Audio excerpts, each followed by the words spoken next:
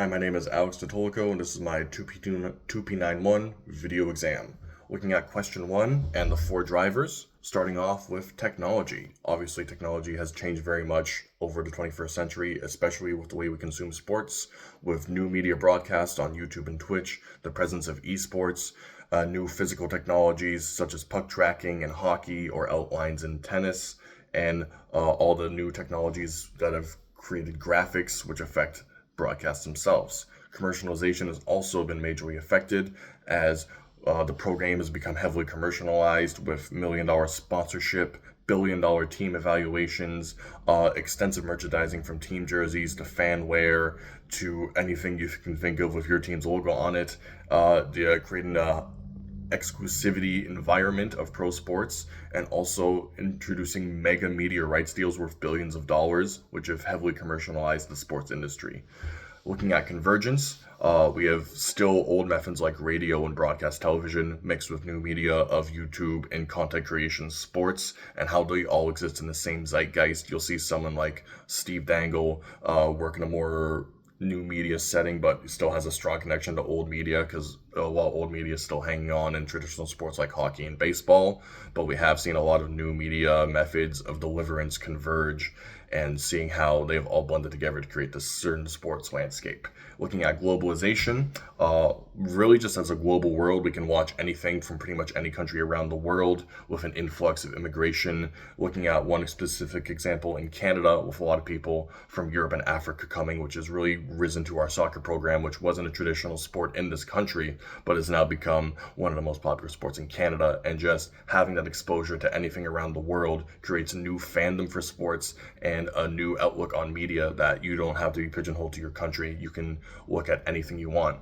Looking forward for technology, one thing I feel like AI, for better or worse, is here to stay and will probably be integrated into our sports broadcasts. Same for commercialization. With evaluations going up and up, I feel like commercialization will increase with people finding more ways to profit off of sport, looking at new streaming services and new ways for fans to spend their money at sports, and commercializing not just the game itself, but the fan environment. And converging, we'll probably see radio take a more of a backseat as time goes on, and seeing more of a convergence between TV or broadcast cable media and new internet media such as streaming on Twitch or YouTube, is seeing how that becomes more of a norm and non-traditional methods from streaming companies as cable television continues to lose viewership.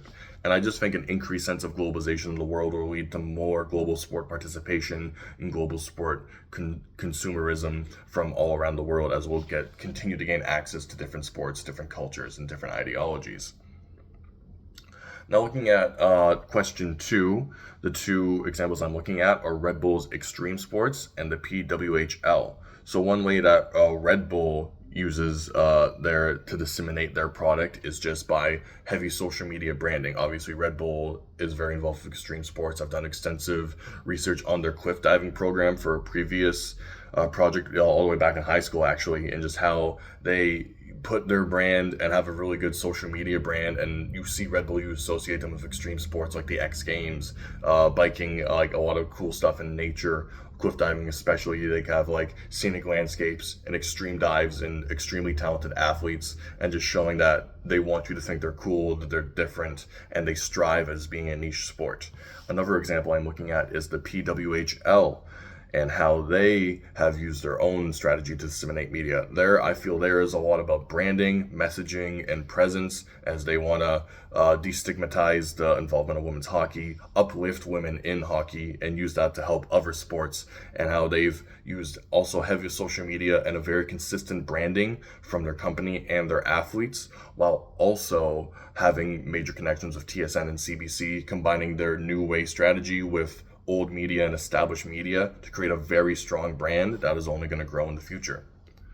Looking at question 3, and how media provides entertainment, information, and education in its coverage of sports. And I'm going to use an example from my favorite broadcast, which is the TSN Leafs broadcast. First of all, entertainment. You have the physical product, the hockey on the ice, very entertaining.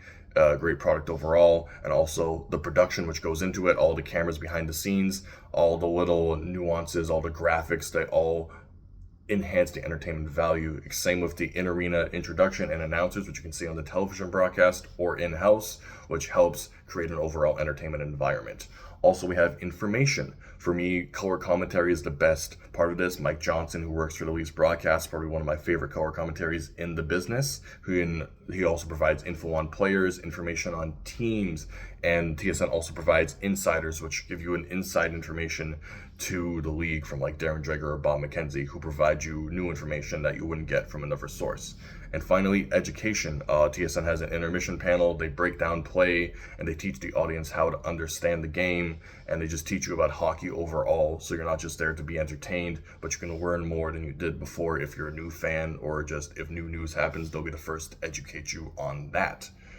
Now, looking at question 4 of how sponsors use League Circus clientele to reach their new sponsors. I have 3 specific examples here. First one is the Scotia Club. Obviously, Scotiabank is the naming partner with Toronto Maple Leafs and MLSE for the Scotiabank Arena, and they have an interior club with exclusive to Scotiabank members, where you have exclusive offers so they can market themselves through the Toronto Maple Leafs and MLSE within the arena and also outside the arena.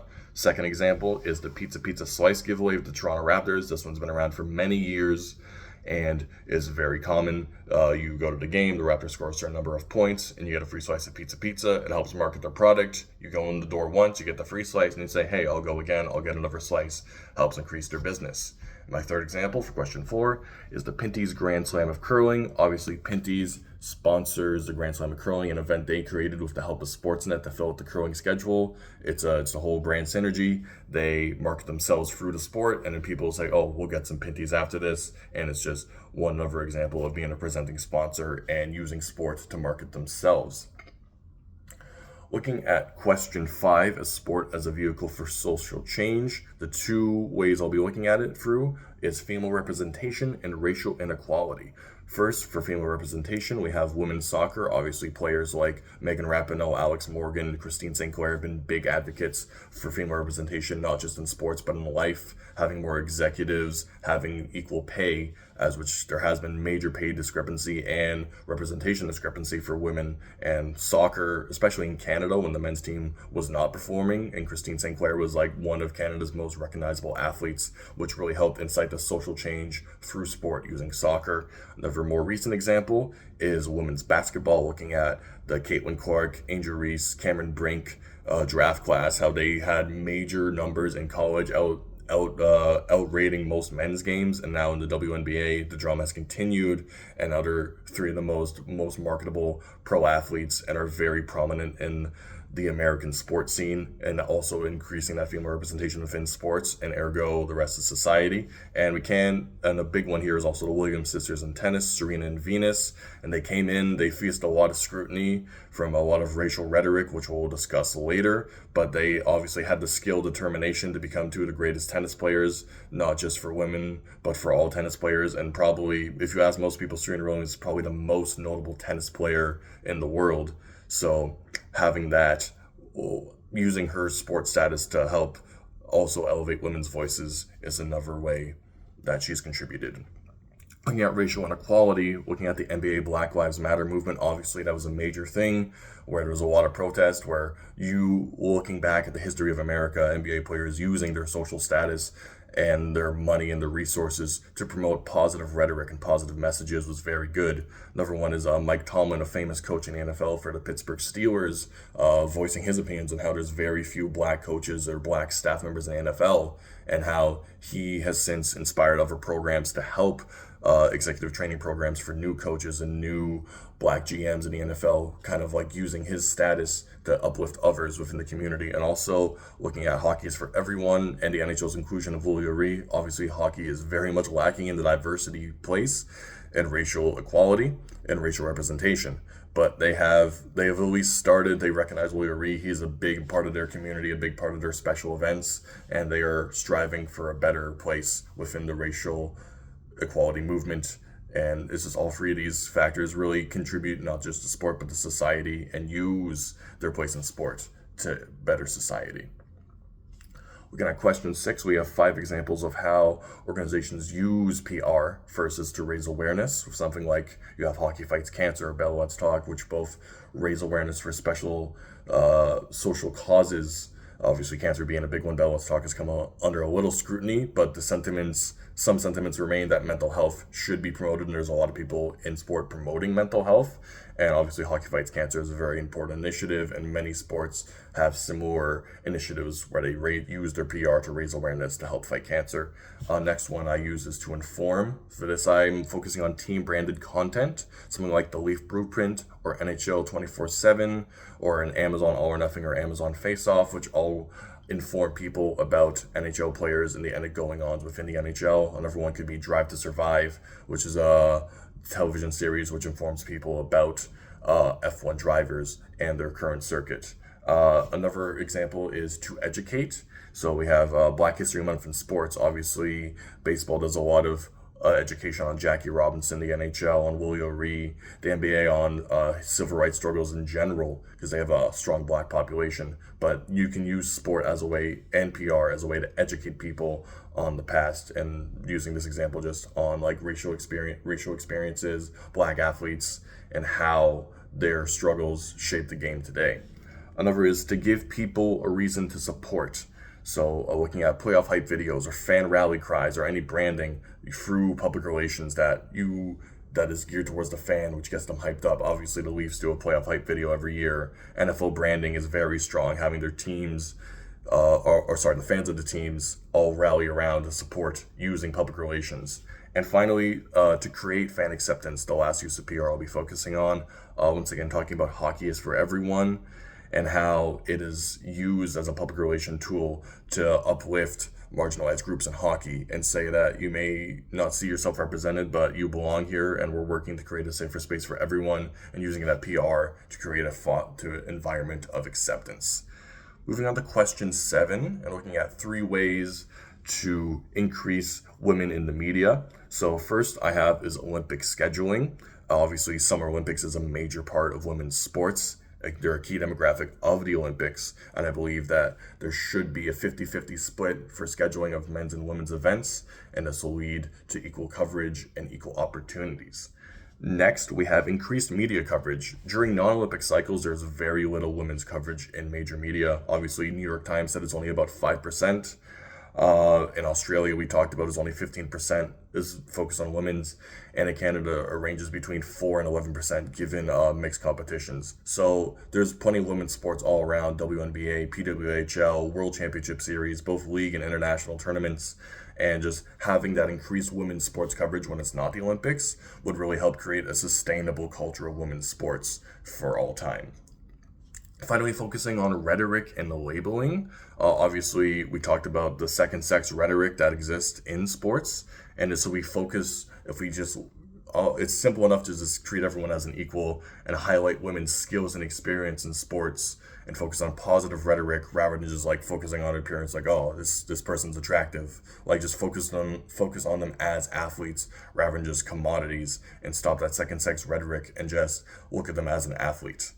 And for the bonus question, so for A, explaining one new insight, I really enjoyed the personal brand audit.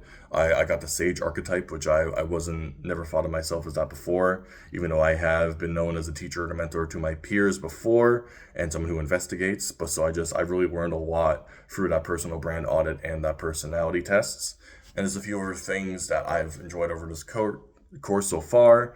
Athlete brand measurables and how important followers, comments, shares, sponsor money, fan relations via social media, how all of that is vital for athlete branding, and also the perception around sport and ethnicity. Obviously, I have heard about this before, but this class did a really good job on highlighting the unfair shake black athletes often get, where they're not contributed to their training or their work ethic, and it's just, they have that natural ability, and it's just kind of how black athletes have got an unfair shake with that sport rhetoric, and how PR has the power to change that, and where we can use media to highlight athletes all the same for their work ethic and their desire and their drive, and using it to create positive stereotypes rather than negative stereotypes. And also the minimal representation of women. Obviously, women's sports has been better, but realizing that it's only 5% of the New York Times was shocking to me. And obviously, with PR, that can improve a lot. And I feel like that number should be much higher.